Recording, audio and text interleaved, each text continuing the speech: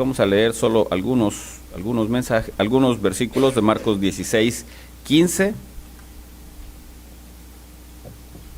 Marcos 16, 15 y 16. Y dice así: y les dijo: id por todo el mundo y predicad el evangelio a toda criatura. El que creyere y fuere bautizado será salvo, mas el que no creyere será condenado. Acompáñeme a orar, por favor. Padre, te damos gracias, Señor. Te damos muchas gracias por tu inmensa bondad. Gracias, Señor, por estos cantos tan maravillosos, Señor, porque podemos adorarte, Señor, con nuestro corazón, porque podemos concentrarnos en tu presencia, Señor. Podemos enfocar nuestra mente, Señor, y nuestros pensamientos en tu santo nombre. Tu palabra dice que alabar tu nombre o alabarte a ti, Señor, es exaltar la grandeza de tu majestad. Y Señor, pues ahora que abrimos tu palabra, Señor, después de haber reconocido que solo tú eres el número uno en nuestras vidas, al abrir tu palabra, Señor, te pedimos que tú también sigas siendo ese número uno que te cantamos. Habla a nuestros corazones, Señor. Dinos, Padre, la importancia de ir y predicar el evangelio. En el nombre de Jesús, muchas gracias, Señor. Amén. ¿Usted ha pensado en el día que va a morir? ¿Usted ha pensado? ¿O trata de hacerle así con muchos? No, hermano, ese día no, por favor, no, ni quiero hablar de eso, ¿no? Pero usted ha pensado el día que muera, ¿cómo le gustaría marcharse de este mundo? Si el Señor no viene por nosotros, desde luego. A mí no me gustaría morir, a mí me gustaría ser parte de esta generación que el Señor arrebatará. Pero mientras llegue el Señor, muchos cristianos, miles de cristianos, todos los días se van a su presencia. ¿Se acuerdan de la película de anoche? La película de anoche, el misionero Mateo, ¿se acuerdan? Que en el avión, después de que lo rescatan, él dice: llegó el momento de irme a casa, ¿verdad? Y el piloto incrédulo que le dice: sí, ya vamos para allá. Él dice: no, a mi casa celestial. ¿Se acuerdan? Qué bonito, ¿no? Bueno, yo le quiero hacer esa pregunta. ¿Usted se ha puesto a pensar el día que entregue el equipo, como se dice coloquialmente? El día que usted tenga que decir a este mundo y a su familia: ahí se ven, ahí nos vemos, allá los espero. ¿Cómo será ese día? Le voy a hacer otra pregunta más. Si usted tuviera que decir las últimas palabras, ¿qué les diría a los que están cerca de usted? ¿Qué les diría? ¿Los amo? ¿Qué les diría? ¿Los voy a extrañar? ¿Qué les diría? No se preocupen, no lloren por mí. ¿Qué dirían ustedes? Ahora, si tuvieran que escribirlo en una frase, o tuvieran que pedirle algo a las personas que aman, ¿qué les pedirían? ¿Qué les dirían? ¿Qué les dirían? Sigue estudiando, sigue trabajando. A su pareja, ¿qué le diría? No te cases. ¿Qué les diría usted a las personas que están cerca? Miren qué interesante, qué asombroso. Jesús, después de que se presenta con los discípulos y está a punto de irse, piensen ustedes qué es lo que el hombre más sabio, qué es lo que el Dios Todopoderoso, antes de ascender, antes de marcharse a los cielos, ¿qué les dijo a sus discípulos? ¿Qué les dijo a los hombres con los que pasó la mayor parte del tiempo más importante? ¿Qué les diría? ¿Qué les dijo? El Señor les dio una misión. Les dijo a los discípulos, no les dijo no se casen, no les dijo sigan estudiando, no les dijo hagan su mejor esfuerzo, no. Fue una orden contundente. Les dijo: vayan y prediquen el evangelio a toda criatura que se encuentren. Prediquen el evangelio. No les dijo formen una iglesia, no les dijo tampoco tengan actividades cristianas, tengan una vida moral ejemplar. La orden de Jesús antes de marcharse, la última vez que lo verían en la tierra, Jesús les dijo: vayan y prediquen el evangelio. Oye, Señor, pero ¿no tienes otras indicaciones? ¿No te gustaría que hiciera esto, que hiciera aquello? No, las últimas palabras de Jesús a las personas más importantes para Él en la tierra fueron: vayan y hablen de mí. Díganles que hay esperanza en mí. Estas palabras se conocen en la cristiandad, en las iglesias cristianas, en la teología cristiana, se le conoce como la Gran Comisión. Es la forma en la que Jesús expresó a sus discípulos el deseo más grande que tiene para su iglesia. ¿Cuál es el propósito de esta iglesia? ¿Pasar películas los sábados? No. ¿Cuál es el propósito de esta iglesia? ¿Hacer comida al final y venderla? Tampoco. ¿Cuál es el propósito de esta iglesia? ¿Irnos juntos cada año a Pensilvania y estar en un campamento familiar? ¿Ir a ver una obra de teatro? Tampoco. No. Creo que el propósito de esta iglesia es ayudar a los pobres. Tampoco. El propósito de esta iglesia es entonces, el propósito de esta iglesia, como de cualquier iglesia que busca adorar a Dios, que busca servir a Dios, es ir y predicar el evangelio. Amén. Es cumplir las palabras y la voluntad de Jesús. Jesús expresó su voluntad, les dejó su testamento, les dejó sus últimos deseos. ¿Cuáles son, Señor? Vayan y prediquen el evangelio a toda criatura. La gran comisión es inclusivista, número 1. ¿Qué significa inclusivista? Inclusivista quiere decir que todos están incluidos. Todos deben de estar incluidos. Oye, Señor, pero yo nada más les quiero hablar a los hispanos. No. ¿Conoces a judíos? Ay, Señor, pero ¿conoces a judíos? Sí. Bueno, a morenitos, no, eso sí, no, con los morenitos no. Todos. Oye, Señor, pero yo soy joven y pues hablarles a las personas mayores como que es medio aburrido. A todos. La gran comisión es inclusivista. Él dijo, id por todo el mundo y predicar el evangelio. Chinos, judíos, blancos, amarillos, negros, hispanos, de todo tipo, vayan y prediquen el evangelio. En segundo lugar, la gran comisión es específica. Les dijo, vayan, ¿y qué dice? Prediquen el evangelio. No les dijo, vayan y hablen de Dios. Oiga, hermano, ¿y qué no es lo mismo hablar de Dios que predicar el evangelio? No. ¿Cómo que no? No es lo mismo. Oiga, usted puede tener una reunión con un grupo de personas y puede estar hablando acerca de la creación, puede estar hablando acerca del arca de Noé, puede usted estar hablando acerca de Daniel, pero usted no está hablando del evangelio. Ah, caray, ¿y qué es hablar del evangelio? Hablar del evangelio es decir que Cristo murió por sus pecados, que Cristo resucitó y que usted tiene esperanza en Él. Punto. No tiene que hablar de Abraham, ni hablar de Moisés, ni hablar de Ezequiel, ni hablar de Apocalipsis. No, hable el evangelio. Tampoco estoy diciendo que no debe de hablar de las otras cosas, pero hablar del evangelio es hablar de lo que Jesús hizo por nosotros. Número 1, ¿qué dijimos? La gran comisión es ¿qué? Inclusivista, ¿verdad? Significa que no se excluye a nadie, es inclusivista. Número 2, la gran comisión es ¿qué? Específica, significa vamos a decir un mensaje en particular. Número 3, la gran comisión implica, o vamos a poner así, conlleva un testimonio. ¿Cómo que conlleva un testimonio? Dice el versículo 16, el que creyere y fuere bautizado. Ah, caray, o sea que tenemos que predicar el evangelio, sí, y también predicar el bautismo. ¿Cómo así? Sí. No solamente predicamos el evangelio y decimos, ok, ya recibió a Cristo, bye, que Dios le bendiga, eso era todo mi trabajo. No.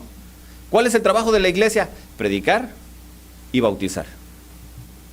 Bautizar, ¿por qué bautizar? Ya lo veremos más adelante que el bautismo es una señal de que creyó sinceramente.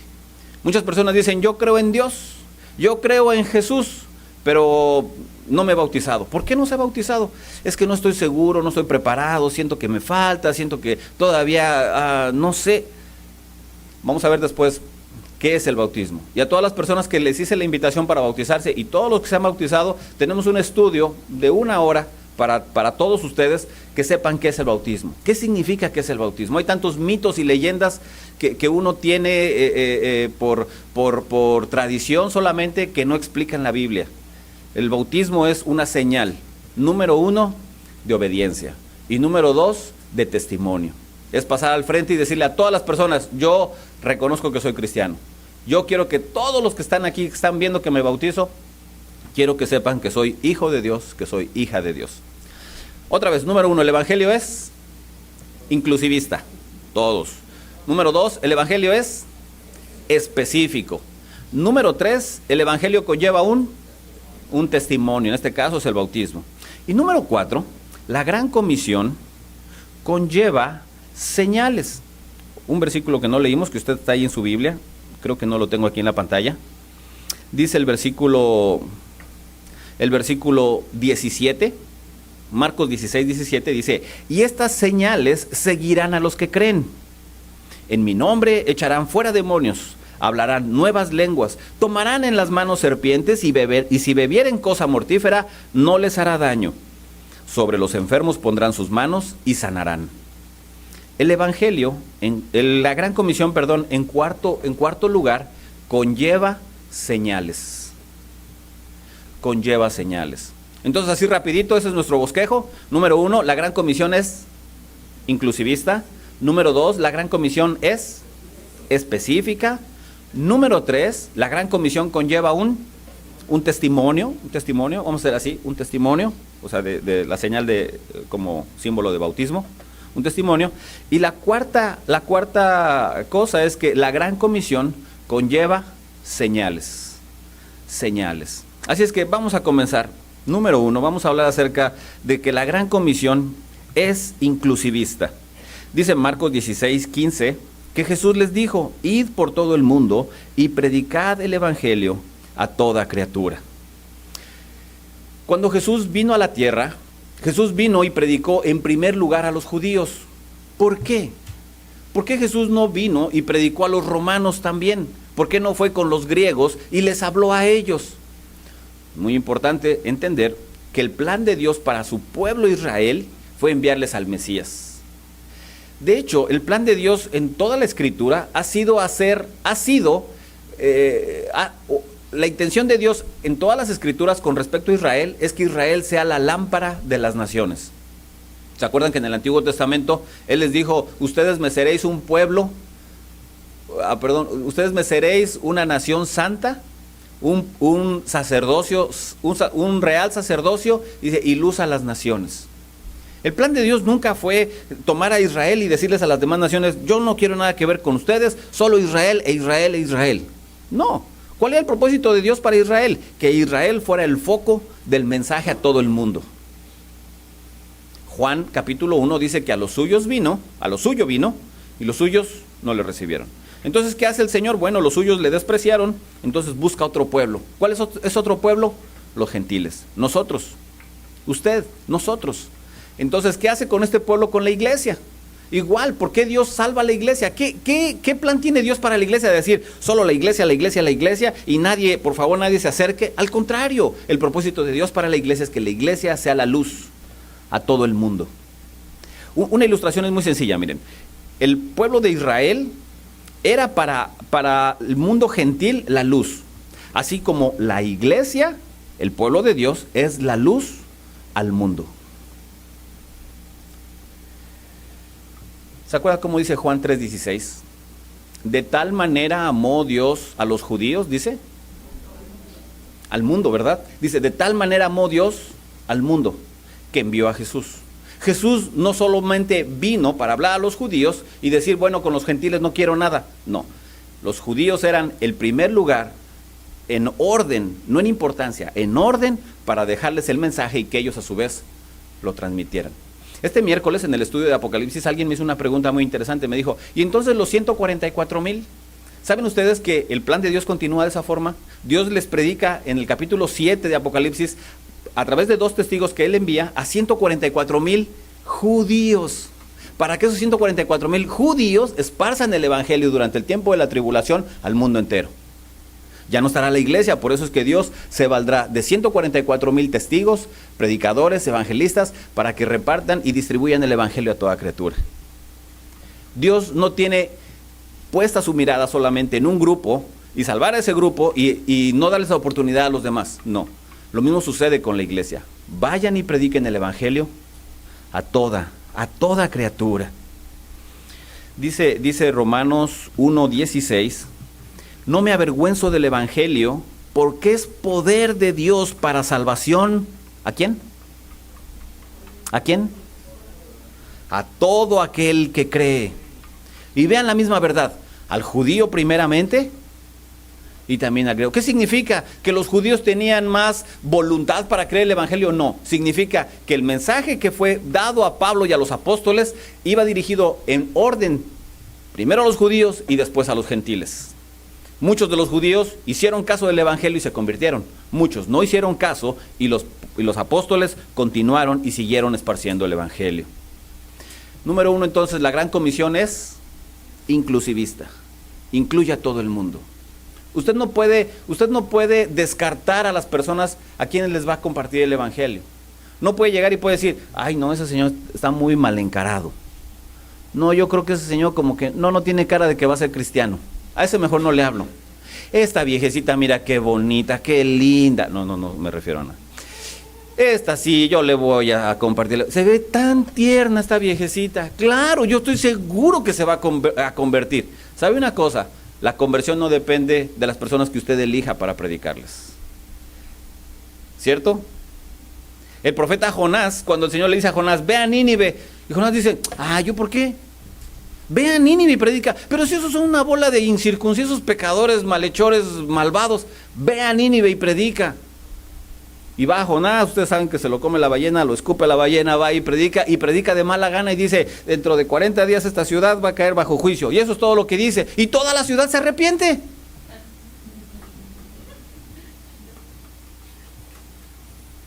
Yo tengo un amigo de Veracruz. Y este amigo una vez me dijo, mira, yo tenía una tía bien necia, la viejecita, necia, pero necia. Yo le llevé al pastor para que le predicara, le llevé a varios hermanos, a otras viejecitas de la iglesia para que le predicaran. Con nadie quiso recibir al Señor. Una vez fue un pastor a predicar, tan más aburrido, hermano. Empezó a predicar y todo el mundo sí, le dio el espíritu de bostetitis, ¿no? Ay, a ver a qué hora termina el hermano.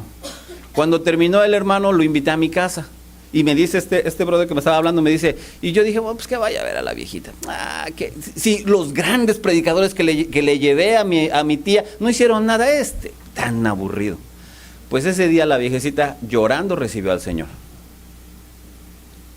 El evangelio es poder de Dios para salvación. No depende de que si yo creo que sí se salva o no se salva. Yo estoy seguro que usted a los ojos de otras personas, Usted, a los ojos de otras personas, no estaba en su lista de hombres y mujeres salvos. Porque el hombre mira lo que está en el exterior, más Dios mira el corazón. Y uno nunca sabe lo que está sufriendo ese señor mal encarado, así feo, y a lo mejor está a punto de reventar el hombre en sentimientos. Y lo que necesita es una muestra de amor. Y esa otra viejecita que está ahí tan linda y tan tierna, a lo mejor tiene tanta amargura en su ser, tantos años acumulados de rencor, que uno llega con el evangelio y ni con una de esas máquinas que rompen el piso así, le puede llegar al evangelio, al fondo de su corazón. La gran comisión número 1 es inclusivista. No discrimine a nadie al hablarle del evangelio. Nuestra comisión, nuestra orden de parte de Dios es ir y predicar. Ir y predicar. En segundo lugar, dijimos que también la gran comisión es fuerte, específica. ¿Esto qué significa? Significa que debemos de predicar el evangelio. Debemos de predicar el evangelio. Miren, cuando una persona no predica el evangelio, puede hablar de 1000 cosas, pero no es el evangelio. Hay dos tipos de personas que hablan acerca de dos tipos de personas que comparten un mensaje: los cristianos y los religiosos. Esto me encanta, esto está bien interesante. Solamente 2 tipos de personas hay: quienes comparten o quienes predican, los cristianos y los religiosos. Hay cristianos que parecen religiosos, pero nunca un religioso parecerá cristiano. Voy a poner algunos ejemplos. El cristiano habla de Cristo, de lo que hizo en la cruz por usted, y le brinda la oportunidad de que usted crea ese mensaje. Sencillo, ¿no? Uno dice, pues ahí está sencillo. Bueno, el religioso habla de su religión. Y habla y dice, bueno, yo soy de esta religión y pues yo pienso, ¿verdad?, que llevándola bien, todas las religiones llevan a Dios. Y la pregunta es, ¿y usted por qué no la lleva bien? No, pues es que usted sabe, ¿no? La carne es débil, usted sabe.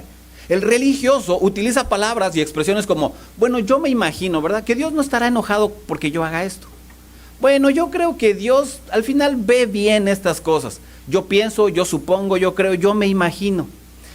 Dicen, bueno, se supone, ¿verdad?, que Dios ama al pecador. Yo soy pecador, entonces a mí me ama. Las personas que hablan de otra cosa que no es el evangelio, son personas religiosas. Aunque no asisten a una religión específicamente o no estén comprometidos en una iglesia específicamente, pero si no hablan del evangelio son religiosos. Un cristiano habla acerca de la gracia y de la fe. El inconverso o el religioso habla acerca de las obras. El cristiano, cuando predica el evangelio, le dice a una persona, le dice, mira, tú necesitas creer en la gracia de Dios. Y la persona dice, oye, pero ¿y entonces qué hay acerca de las cosas que yo hago, que yo hice?